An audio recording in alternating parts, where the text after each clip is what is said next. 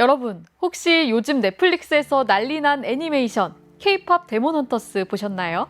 전 세계적으로 화제가 되고 있는 이 작품에서 가장 사랑받는 캐릭터가 바로 호랑이 더피와 까치 서씨죠. 이 귀여운 콤비 덕분에 국립중앙박물관의 까치 호랑이 배지가 품절 사태까지 벌어졌다고 하는데요. 더피는 얼핏 보면 평범한 호랑이 같지만 사실 그 뿌리를 깊게 파고들면 무려 조선시대의 아주 특별한 그림과 맞닿아 있습니다. 바로 자코도죠. 국립중앙박물관 굿즈에 더피와 서씨와 비슷한 캐릭터가 있었던 이유가 바로 이 까치와 호랑이 그림 때문입니다. 이처럼 K-팝 데몬 헌터스가 전 세계적으로 인기를 끌면서 한국의 전통 문화가 다시금 주목받고 있습니다. 여기서 흥미로운 건 이름처럼 왜 하필 호랑이와 까치일까요? 우리가 흔히 생각하는 호랑이의 이미지는 어떻죠? 백두산 호랑이처럼 용맹하고 무섭고 또 호랑이는 권위와 힘의 상징이지 않나요? 하지만 자코도 속 호랑이는 우리가 알던 호랑이와는 좀 다릅니다. 몸은 뚱뚱하고 표정은 어딘가 모르게 어리숙하며 심지어 코믹하기까지 하죠. 그런 호랑이를 향해 나뭇가지 위에 앉은 까치는 마치 훈계라도 하듯 깍깍 소리를 지르고 있는 것 같습니다.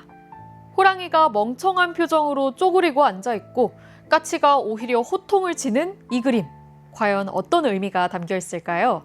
오늘은 조선시대 자코도에 대해서 이야기해 드릴게요. 조선시대, 호랑이는 단순한 맹수가 아니었습니다.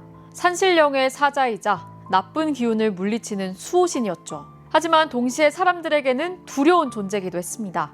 특히 조선 후기가 되면서 호랑이 피해가 심각해지자 사람들은 호랑이를 달래고 친근하게 여기려는 마음이 생겼어요. 그렇게 탄생한 것이 바로 웃는 호랑이 그림이었습니다.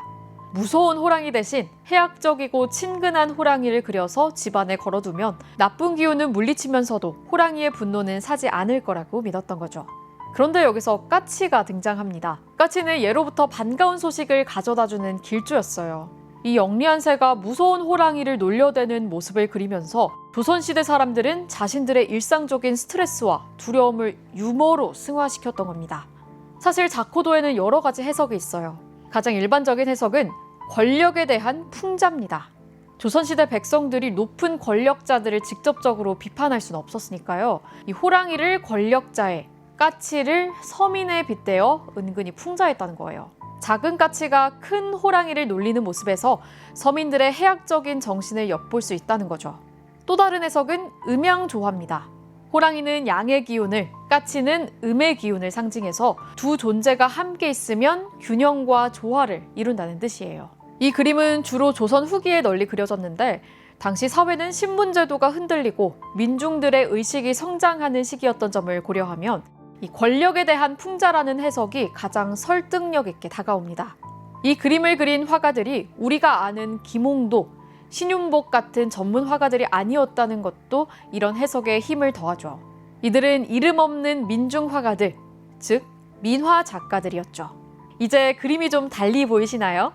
뚱뚱하고 어리숙한 표정의 호랑이는 위선적이고 무능한 양반들을 풍자하고 있고, 그리고 그들을 향해 마치 그렇게 살지 마쇼! 라고 외치는 듯한 까치의 모습에서는 억압받던 백성들이 느꼈을 유쾌한 해방감과 통쾌함이 보이는 듯합니다. 더 나아가 호랑이가 지닌 맹수의 힘을 아예 지워버리고 바보스럽게 묘사함으로써 감히 범접할 수 없었던 권위에 대한 희화화와 조롱의 의미까지 담아낸 듯해요. 이 그림은 그저 보는 것만으로도 짜릿한 카타르시스를 선사했을 겁니다. 사실 자코도에는 한 가지 흥미로운 비밀이 더 숨겨져 있습니다. 그림의 주인공은 호랑이와 까치만이 아니에요. 이 그림을 자세히 들여다보면 호랑이 뒤로 삐죽 솟은 소나무가 있습니다. 여러분 보이시나요? 예로부터 소나무는 십장생의 하나로 장수와 절개를 상징했습니다. 그런데 이 그림 속 소나무는 단순한 장수를 넘어 세안송백, 즉 어떤 어려움 속에서도 변치 않는 선비의 지조와 절개를 상징하는 의미로 사용됐죠. 그렇다면 이 그림 속 소나무는 결국 무엇을 의미하는 걸까요? 호랑이 이 양반이 어리숙하게 그려진 것과는 달리 소나무는 꿋꿋하고 굳건하게 묘사되어 있습니다. 이는 당시 민중들이 이상적으로 생각했던 지배층의 모습, 즉 진정으로 백성을 위하고 올바른 도리를 지키는 참된 선비에 대한 염원을 담아낸 것이라는 해석이 많습니다. 즉 자코도는 단순히 양반을 조롱하는 데 그치지 않았습니다. 탐관오리와 위선적인 권력층을 풍자하면서도 동시에 자신들이 진정으로 바라는 지도자상을 소나무에 투영했습니다. 어쩌면 민중들은 이 그림을 보면서 언젠가 정의롭고 올바른 소나무 같은 양반이 나타나길 꿈꿨는지도 모릅니다.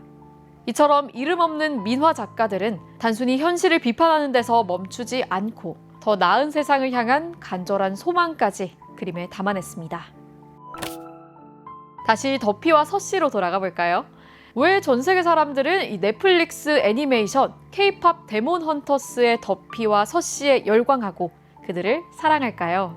그것은 바로 이 조합이 우리 조상들이 수백 년 전부터 사랑해온 강함과 약함의 조화, 권위와 해악의 만남을 현대적으로 재해석했기 때문입니다.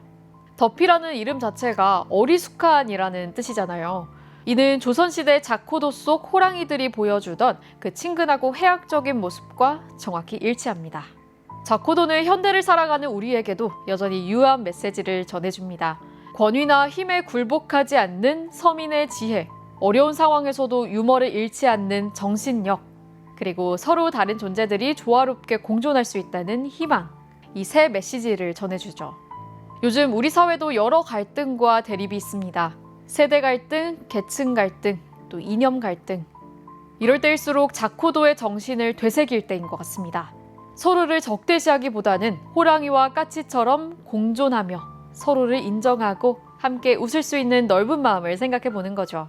결국 조선시대 우리 조상들이 자코도를 통해 전하고 싶었던 메시지는 바로 이거였을 거예요. 세상이 아무리 복잡하고 어려워도 웃음을 잃지 말자. 강한 자도 약한 자도 모두 함께 살아가는 세상이니까.